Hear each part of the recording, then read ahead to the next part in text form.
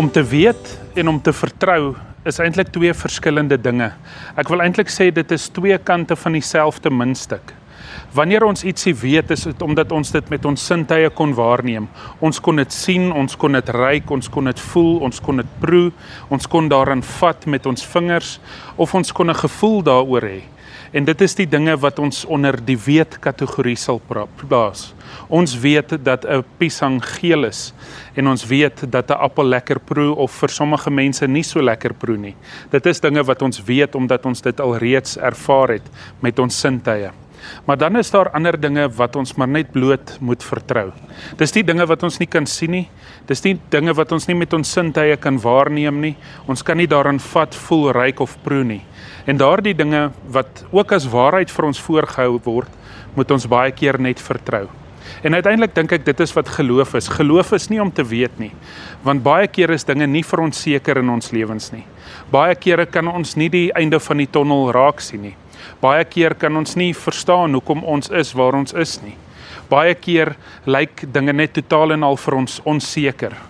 En dan kan ons nie meer praat van weet nie, want as ons van weet moet praat, moet ons sê, ons is oorwin deur ons omstandighede. Ons is oorwin deur die feit dat ons nie die einde van die tonnel kan sien nie. Ons is oorwin deur die feit dat ons nie verstaan hoekom ons is waar ons nou is nie. Of hoekom ons omstandighede lyk soos wat dit nou lyk nie. Dis wanneer ons oor weet praat, maar wanneer ons oor geloof praat, dan praat ons oor vertroue. Want dan maak dit nie saak hoe my en jou lewe lyk rondom ons nie.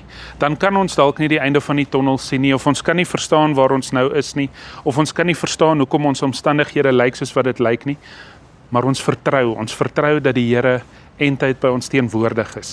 En dit gee vir ons nuwe krag, dit gee vir ons nuwe lewe. En dit beteken dat niks rondom ons noodwendig hoef te verander nie. Dit hoef nie noodwendig oormôre of dadelik met ons beter te gaan nie, want ons weet die Here is met ons in die midde van ons donker tye. Die lig hoef op daardie oomblik nie vir my en jou op te gaan nie, want ons weet al is ons in donker tye, is die Here se lig by ons. Ons weet dit nie, ons het 'n vertroue daarin. En mag ek en jy dan nou ons hele lewe lank met hierdie vertroue leef, hierdie geloof leef, dat ons Here by ons teenwoordig is. Hemelvader, baie keer gee ons voor dat ons weet. Ons dink ons het alles in kanne en kruike. Ons dink ons weet hoekom die wêreld werk soos wat dit werk. Maar Vader, wanneer ons eerlik is, dan besef ons dat ons eintlik so onseker is.